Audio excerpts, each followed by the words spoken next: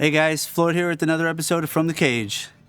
What we have here is something special. Look at that. It's a OMC Artinger One. Matt Artinger is a local luthier here in the Lehigh Valley, and thankfully enough, he sat down with us to elaborate more on this instrument. Hi, I'm Matt Artinger, and I've been a guitar maker for 26 years.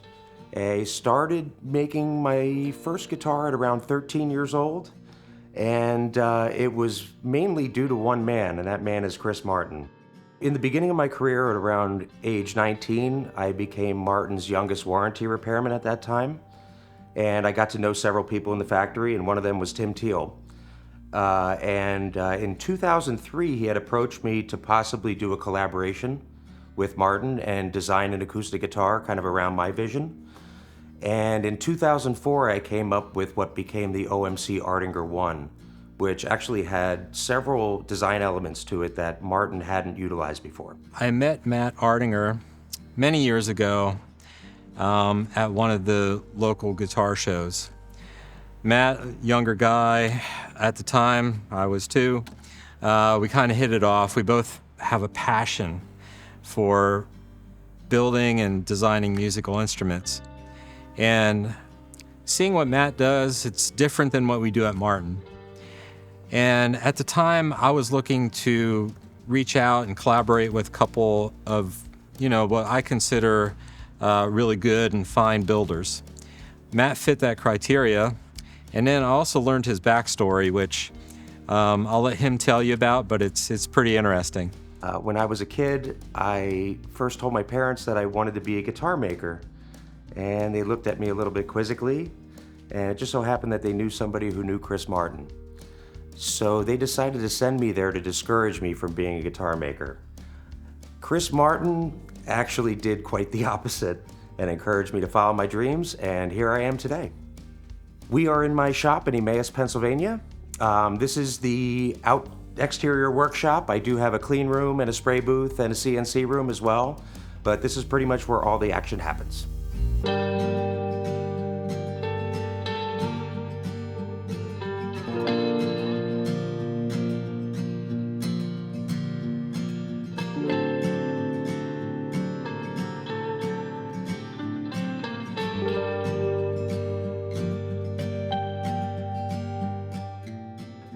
This particular guitar we collaborated on, this is the OMC Artinger One. And the idea was to develop a fingerstyle guitar with contemporary features. So this is one of the first guitars we ever did with a side sound port. I think one of the coolest parts about this guitar is the combination of the long scale length and the side sound port. It's an expressive enough guitar as it is, but you can really hear the difference when this is opened up. I mean, if you were to put your hand on this as you were playing and then take your hand off, you're getting a much fuller monitor to yourself. It has the first arm bevel we've ever done, and this is Matt's version of an arm bevel and how he does it. This is actually ABS plastic that we were to mold and shape around the edge of the guitar. Matt also enjoyed the elliptical sound hole that was on some earlier Martins, but he took the design and tweaked it a little bit to make it his own. The canted oval sound hole basically takes up the same amount of real estate as their standard sound hole, but it's just offset and in an oval shape.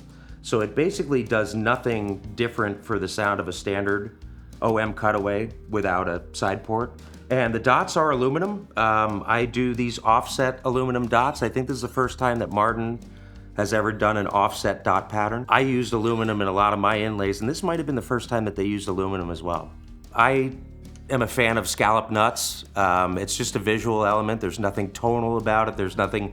It's just an extra bit of attention to detail that I do on my own guitars, and I was proud that Martin could replicate that on these. The other aspect that I was really pushing for was having koa binding. I do koa binding on a lot of my guitars. So that was an element that I was really happy that we could put forward on it. The other thing is the unique bridge. I forget what they actually called this bridge. They had a nickname for it in the factory, but I forget what it was. And just the unusual scratch plate, which we called the goatee.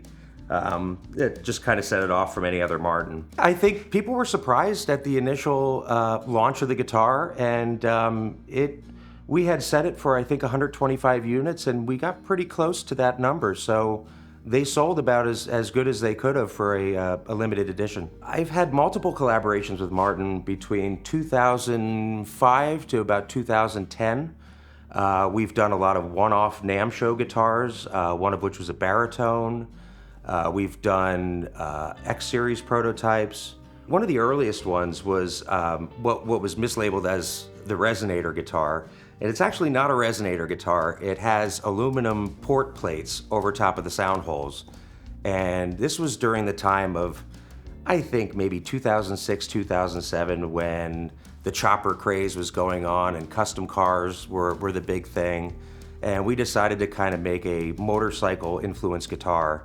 So it had flames, it had chrome, it had basically all the bells and whistles that way. And we wondered if it would be translatable into an X-Series guitar. And we did make several prototypes of that X-Series guitar, but for particular production reasons at that time, it didn't go into production.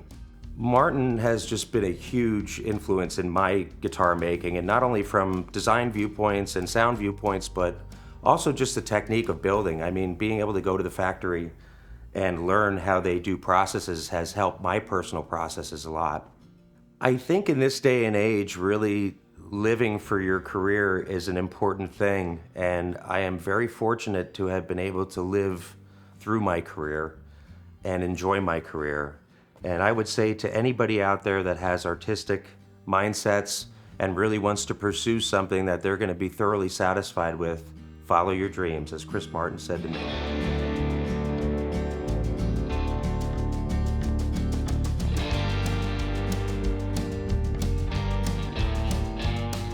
All right, I want to thank Matt Artinger and Tim Teal for elaborating a little bit more on this guitar. So, see you next month.